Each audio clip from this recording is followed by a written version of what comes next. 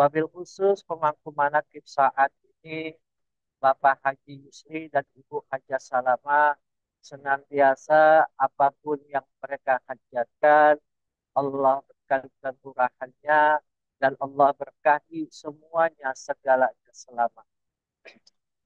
Ma'asyiral ikhwan wal akhwat rahimakumullah. Dalam kitab Fadhailus Syukur di huruf yang kedua di bulan Syawal, bulan yang ke-10 adalah huruf waw. Huruf waw bermakna dengan usul. Usul dalam artian umum adalah sampai. Tapi usul yang dimaksud adalah usul ilallah. Sampai kepada Allah. Syekh Abdul Wahab Asy-Sya'rani mengatakan usul bukan predikat hamba yang telah mampu dan mengambil mereguk ilmu Allah dari Rasulullah Shallallahu Alaihi Wasallam secara ainus syariah atau sumber syariat. Syekh Abdul Wahab Asy-Sya'rani mengutip pernyataan Imam Ahmad bin Hambal, ambillah ilmu sebagaimana para imam. Maksudnya yaitu 4 imam mazhab. Mengambil ilmu dan jangan puas dengan hanya bertaklid, ikut-ikutan. Karena bertaklid itu sebenarnya masih buta mata hati. Lantas, Syekh Abdul Wahab Asy-Sya'rani memberikan cara tercepat untuk usul dengan pernyataan beliau. Cara usul bisa mengambil ilmu dari Rasulullah seperti 4 imam mazhab, yaitu dengan suluk mengikuti bimbingan di bawah bimbingan syekh yang sudah ma'rifat kepada Allah. Guru spiritual yang sudah ma'rifat, seseorang harus menyerahkan jiwa dan raga secara totalitas kepada gurunya dalam suluk tersebut. Maksudnya, setelah si murid atau ikhwan, para pesuluk mendapatkan firqah dari guru mursyid berupa talqin, mereka harus wajib melaksanakan amaliyah-amaliyahnya yang sudah diberikan oleh gurunya.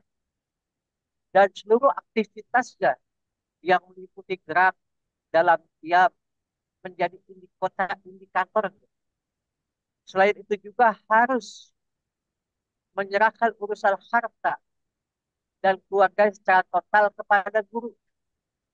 Maksudnya bahwasannya apapun yang Allah berikan kepada kita, wasilahnya dari guru kita. Apapun yang kita lakukan, totalitas bahwa ini dari guru kita.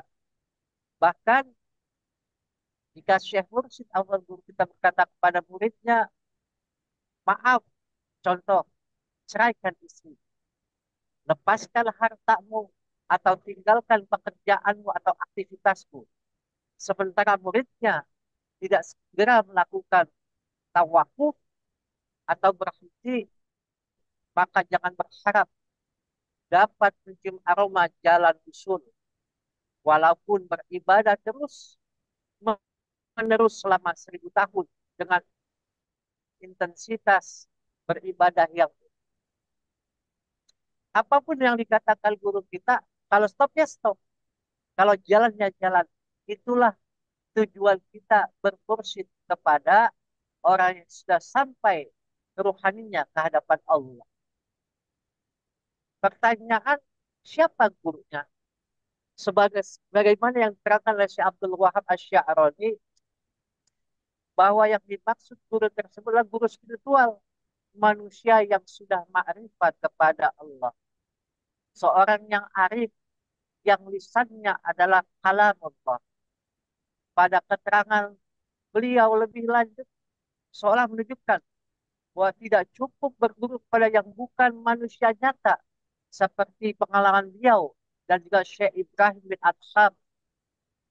Maka Syekh Abdul Wahab bertiba bimbingan Nabi Khidir alaihissalam untuk mengakses dimensi ilmu iman, dan taslim, kepasrahan. Setelah itu beliau bersuluk berguru untuk mengakses ilmu wahbi, fadli, wiratsi, ladudi kepada guru spiritual yang makrifat yaitu Syekh Ali Khwas hingga menemukan sumber syariat yang meliputi dimensi zauk atau intuisi, kasyaf, ketersikapan ilahi, dan keyakinan sejati. Jadi guru kita menerangkan bahwasannya usul kepada Allah harus dengan jalan. Contohnya saya sekarang ini akan usul mau ke Sinarasa. Tapi dalam perjalanan, perjalanan itu adalah bagaimana kita mengamalkan amalia-amalia yang diberikan oleh guru kita. Mungkin saya berjalan dari sini, dari rumah baru di Cipularang sekarang ini. Tapi perjalanan saya harus dengan Robito. Robitoh dengan guru. Kalau ini Robitohnya dengan apa? Dengan uang. Dengan uang apa? Saya harus berangkat dengan uang, naik bus, dan nanti disampaikan oleh pengemudinya yang menjadi murid saya ini sampai kepada Pamoyana nanti. Masyarakat ikhwan rahimahullah. Jadi perjalanan itu harus dengan pintu. Pintu yang harus kita jalankan, pintu yang harus kita lalui. Ketika kita memasuki sebuah rumah, dicontohkan, maka kita harus melalui pintu. Dalam hal ini, pintu saya untuk ke apa, yaitu sekarang ini harus melewati adalah bus prima jasa agar bisa berjalan sampai kepada yang akan saya tuju. Dan nanti akan dilanjutkan dengan namanya kendaraan yang lain.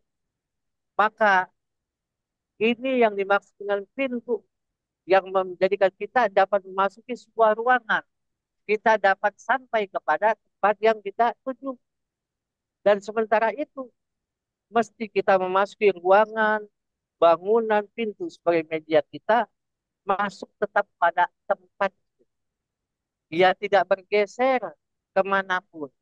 Tetap pada posisi semulanya. Masuk ke mobil pun begitu. Pintu ada di depan dan belakang. Tapi pintu mobil yang saya masuki, masuk dari depan, keluar pun harus dari depan samping supir. Dia tidak bergeser, tetap pada posisi yang semula. Konsep yang diilustrasikan oleh guru kita melalui pemahaman pintu akan tetap pada tempatnya ialah konsep bagaimana supaya kita dapat usul ilallah dengan cara robitoh. Bagaimana menghubungkan ruhaniah kita kepada guru kita agar bisa diusulkan kepada Allah. Kun ma'allah fa'ilan takun ma'allah fakun ma'aman kana ma'allah fa'innahu yusiluka ilallah. Maka dengan robitoh perantaraan saja, ia tak lebih hanya sebagai media yang menghantarkan kita pada tujuan yang tidak dicapai. Amalia yang kita baca, apapun sholat sunnah yang kita lakukan, itu adalah media. Media kita agar bisa istiqomah dan ikut kepada guru kita untuk diusulkan kepada Allah Azza wa Jalla. Semisal kita tahu ada tangga yang digunakan hanya fungsi sebagai media mengantarkan kita ke atas. Atau kalau bahasanya kita punya ATM sebagai media untuk mengambil uang kita di bank. Kalau kita ke atas, sementara ia sendiri tetap pada posisinya semula. Dalam amalia ibadah ini juga kita jumpai. Maka kita fungsinya ke atas, naik ke tangga, ke ATM untuk mengambil uang. Posisi kita ada dalam posisi itu. Yang terpenting kita sudah punya caranya. Yaitu dengan tak lampaunya, yaitu talqin. Misalnya juga ketika kita sholat, maka secara syariat kita harus menghadap kiblat. Ka'bah yang berada di tengah-tengah Masjidil Haram di Makkatul Mukarramah. Di sini Ka'bah tidak lebih sekedar simbol yang menjadi media kita dalam menyerahkan diri kita pada Allah. Begitu pula guru kita sebagai simbol perantaraan kita agar kita disampaikan kepada Allah. Yang dibaca tak hanya merupakan rukun qauliyah salat saja di Ka'bah. Yang dilakukan anggota itu tak hanya merupakan hukum fi'liyah salat saja. Dalam pandangan lahiriah, apa yang kita kerjakan tak lebih dari gerakan dan ucapan semata yang berbatas pada ruang dan waktu. Sementara dalam pandangan batiniah, prosesi sholat untuk tangga kita usul kepada Allah adalah momen untuk mengantarkan hati kita sampai kepada Allah dengan ainul basirah. Baginda Nabi Muhammad SAW dilahirkan, diturunkan ke muka bumi ini tak ada yang lain adalah menjadi pintu untuk semua manusia yang muslim, untuk semua umatnya dalam menggapai hadirat Allah Azza wa Jal. Beliau mengatakan suri tauladan bagi segenap insan yang beriman, yang akhlaknya, yang mulia menjadikan terjaga dari silap-silap dan alfa. Salah satu hal yang senantiasa Rasulullah Shallallahu Alaihi Wasallam lakukan adalah dengan mengoptimalkan amaliyah. Amaliyah ibadah meskipun dirinya bukan pribadi yang disucikan oleh Allah, sudah dimaksumkan oleh Allah. Bahkan guru kita mengatakan, kalau mau dikatakan orang soleh, harus melaksanakan ibadah dengan sunnah-sunnahnya. Kalau hanya melaksanakan yang wajibnya saja, tanpa sunnahnya, maka itu dikatakan masih bukan menjadi orang soleh. Masih dalam keadaan orang yang soleh. Yang tidak pasti tujuannya diturunkan ke muka dunia ini. Dalam sebuah riwayat dijelaskan bahwa ibadah Rasulullah Sallallahu Alaihi Wasallam beribadah tak hanya karena merupakan kewajibannya, tetapi juga sebagai rasa syukur kepada Allah. Hal lain yang juga merupakan manifestasi syukur kita padanya yaitu dengan berlaku baik dengan kedua orang tua kita. Kita tahu orang tua kita dilahirkan secara fisikly jasmania oleh bapak kita, oleh ibu kita. Tetapi kita sudah dilahirkan kembali oleh guru agung kita, ruh kita yang tadinya ghaflah, hati kita yang tadinya lalai, kita bisa mengenal Allah Azza wa Jalla. Seperti sering dijelaskan di dalam surat 172, di dalam ayat 172 ayat surat Al-A'raf. Alastu birabbikum, betulkah saya Tuhan kamu? Maka ruh menjawab, qalu bala syahid, betul engkau Tuhan saya. Maka itulah tugas daripada Rasulullah, Rasulullah sampai kepada guru kita yaitu saya Muhammad Abdul Gaus Syekhul Masdi. Maka berkaitan dengan Robitoh yang menyampaikan kita untuk usul kepada Allah, maka kita harus berbuat baik, berbuat baik kepada kedua orang tua kita, orang tua lahir dan orang tua batin kita, yang bisa menjadikan kita menjadi orang-orang yang senantiasa bersyukur sampai diusulkan ke dunia ini dan juga nanti kembali ke hadapan Allah aja wajalla. Hal ini kewajiban kita untuk bersyukur, berkewajiban untuk kita berobito, kewajiban kita untuk berusul kepada Allah adalah manifestasinya bagaimana kita dapat melaksanakan amalia-amalia ibadah yang Allah berikan kepada kita dari guru agung kita. Artinya, jika kita mengaku menjadi ikhwan, mengaku menjadi seorang muslim, maka keyakinan kita terhadap Allah sebagai Tuhan semesta alam harus disertai dengan keyakinan yang kuat bahwasannya Muhammad adalah utusan Allah. Dan utusan Allah mengutus utusan-utusannya sampai kepada ahli silsilah Tariqah Qadiriyah Naqsyabandiyah Mahad Suryala Sinarasa. pentingnya kita meyakini Allah sebagai utusan Allah juga nampak dari aturan yang menyatakan bahwa tidak sah ibadah sholat kita jika tidak bersolawat kepada baginda Nabi, tidak berobito kepada guru agung kita. Sahnya dengan apa solawat jika kita sholat? Sahnya untuk sampai usul kita berobito kepada guru agung kita. Maka secara dengan ini Allah juga memuliakan Nabi Allah Ibrahim alaihissalam, diikut sertakan para mereka yang membangun Baitullah, yaitu di Mekkatul Mukarramah dibangun oleh Nabi Ibrahim alaihissalam. Maka tidak ada lagi waktu untuk tidak bersyukur kepada Allah.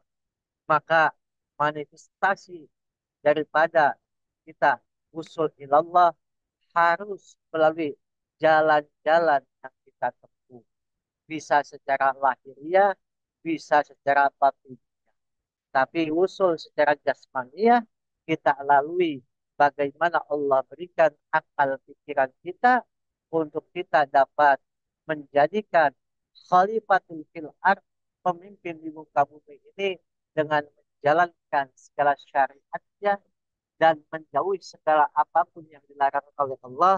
Kita semua bisa melakukan perjalanan ini dengan bimbingan secara lahiriah, melihat guru kita, dan juga kita dapat melaksanakan ibadah kepada Allah dengan tuntunan-tuntunan amalia yang diberikan oleh Allah kepada guru kita. Semoga kita semua menjadi ikhwan, menjadi pesuluk-pesuluk sejati yang senantiasa segala apapun yang kita lakukan, segala apapun yang kita kerjakan, semuanya bersyukur kepada guru agung kita semua. Terima kasih. Wallahul muwaffiq ila aqwamit thoriq. Wassalamualaikum warahmatullahi wabarakatuh.